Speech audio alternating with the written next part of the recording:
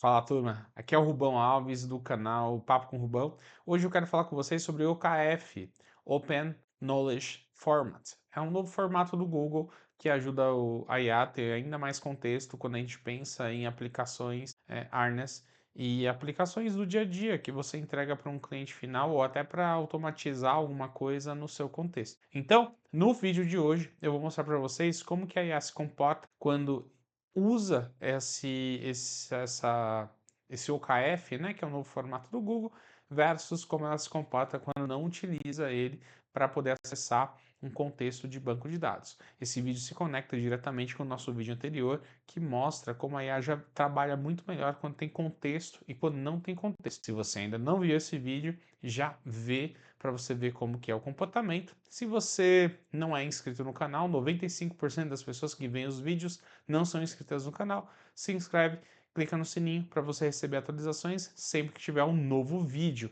Deixa seu like, que isso ajuda a fortalecer a nossa comunidade. Bom, bora aqui para o nosso vídeo. Vou diminuir meu rostinho para a gente poder continuar, tá?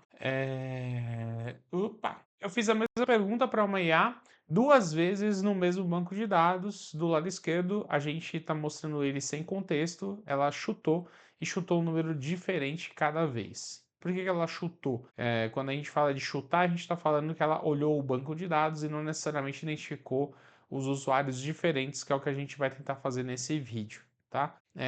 E aí, do lado direito, você tem a versão com o OKF, que é o Open Knowledge Document, o Open Knowledge Format, que foi lançado pelo Google, e ele é uma forma de você dar mais contexto para a IA poder utilizar seus bancos de dados, e com isso ela tem muito mais assertividade no resultado dela. Então, esse daqui é uma comparação dos dois cenários. Então, o que eu fiz? Eu criei um banco de dados, coloquei diversos usuários e eu coloquei no fluxo de IA que você vai ver daqui a pouco. Tá?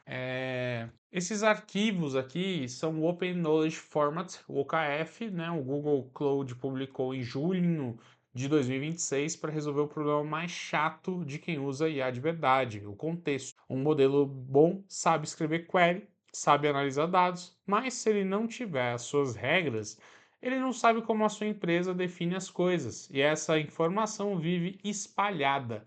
Um pedaço do Confluence, outro num comentário de código, outro na cabeça de um engenheiro sênior. Eu lido com isso todo o dia montando times que rodem com agentes. Então, eu peguei o OKF e testei num caso pequeno para ver se ele resolve mesmo ou se é só mais um padrão bonito no papel. Mas o que é o OKF, né?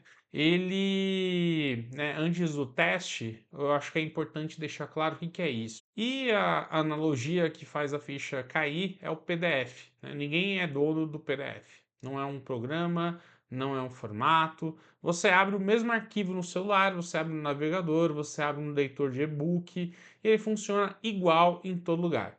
Porque todo mundo concordou que para você escrever o PDF, você tem que seguir um padrão. O OKF, ele quer ser o PDF de conhecimento da IA, né? O PDF que a IA vai ler, né? Então, para trazer para o mundo um pouco mais prático, ele é praticamente isso, né? Então, na prática, o que está na tela é o que está na tela, né?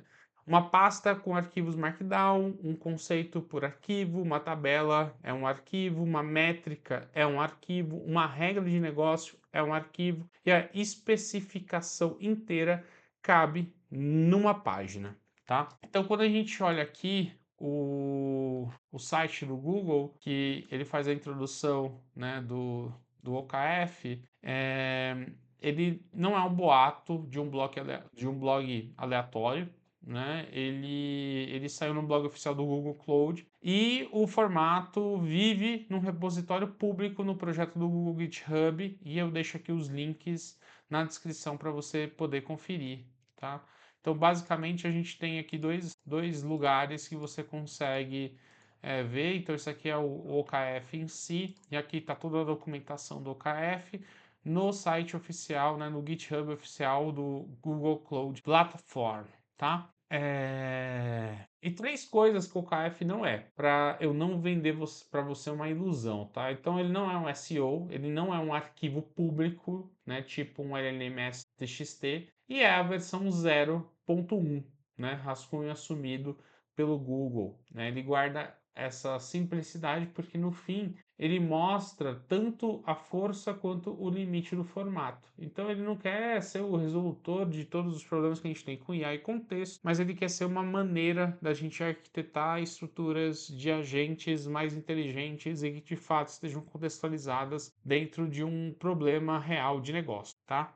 Para entender o teste, né, e entender, né, por que que a IA erra sem contexto, e não é porque a IA é burra, tá? Imagina que você contratou o melhor analista do mercado. No primeiro dia, você pergunta quantos clientes ativos a empresa tem. Ele te dá um número, mas ele não sabe que na sua empresa, clientes ativos tem uma regra. Não conta quem cancelou, não conta teste, não conta a janela de 7 dias e não a de 30. Ele não sabe nada disso no primeiro dia. Então ele chuta uma definição razoável e entrega um número errado. A IA é esse analista genial no primeiro dia, todo dia. Olha o fluxo que eu estou mostrando aqui para vocês, né? Em cima, sem o OKF, ela vai direto da pergunta para o chute. Embaixo, com o OKF, esse bundle, né, entra como contexto antes dela responder. A única diferença entre os dois é esse bloco. Agora, vamos ver isso rodando de verdade, tá? Então aqui eu separei para vocês dois fluxos, um fluxo sem OKF e outro fluxo com OKF, tá? Então o fluxo sem OKF, o que acontece? Eu estou usando um banco de dados que eu criei e eu coloquei ali mais de 200 registros nesse banco de dados. E aí esse banco de dados é de usuário, basicamente. E aí o que a gente vai testar?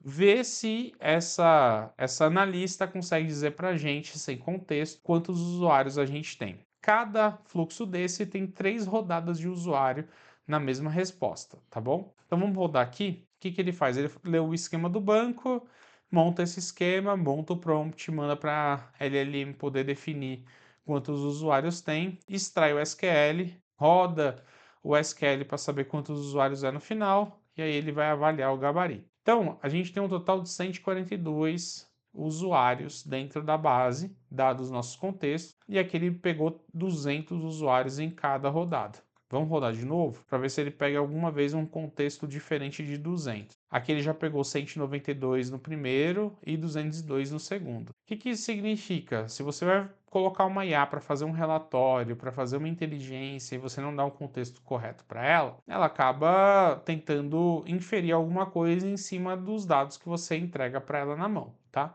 Aqui é o que eu trago com o contexto, né, com a parte dos arquivos.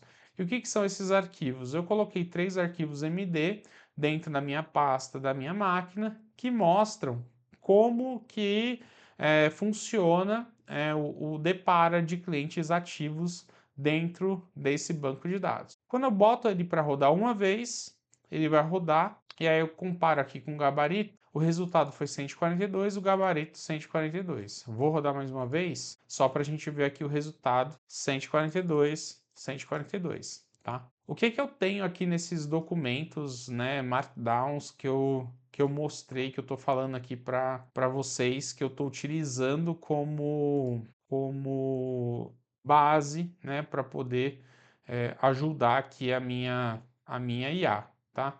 Então eu vou abrir aqui uma tela adicional para poder dar essa clareza aqui para vocês do que a gente está falando. Deixa eu só abrir aqui o arquivo, aí você vai saber exatamente quais são essas informações que a gente tem para que ela possa saber exatamente quantos usuários a gente tem de verdade dentro do banco de dados, né? Que 142, né? Deixa até o gabarito certinho para a gente poder ver, tá? Esses arquivos que eu vou mostrar para vocês são os arquivos já no formato do Google, que são as indicações do Google, tá?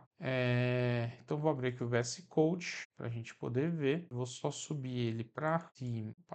Boa! Então aqui a gente começa a ver os arquivos que a gente está falando. Então eu passei 3 arquivos. Um arquivo de evento que eu explico qual que é a composição daquele banco de dados. Eu passei um arquivo que explica qual é a composição de um cadastro de cliente e um arquivo que explica exatamente como que eu deixo as regras explícitas do que é ou não um cliente ativo. E aí a diferença de um arquivo para o outro é exatamente eu conseguir saber exatamente quantos clientes tem de fato dentro do meu contexto real de empresa. Então, hoje eu queria trazer essa questão do OKF, ainda não experimentei em uma grande escala, quero experimentar também. E ele é muito. Aí você fala, poxa, Rubão, o que ele tem diferente de uma skill ou de um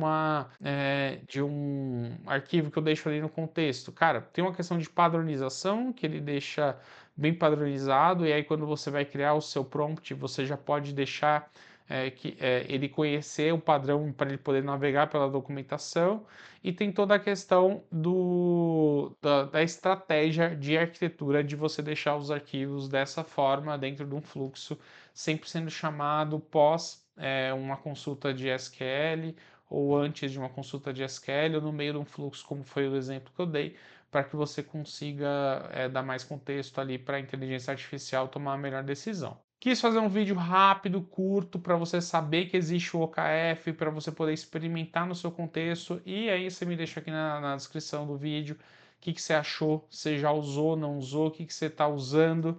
Eu quero muito saber a sua opinião sobre o tema, eu quero muito saber o que você está fazendo com IA. É um prazer estar com você aqui mais uma vez, a gente se vê no próximo vídeo, até mais.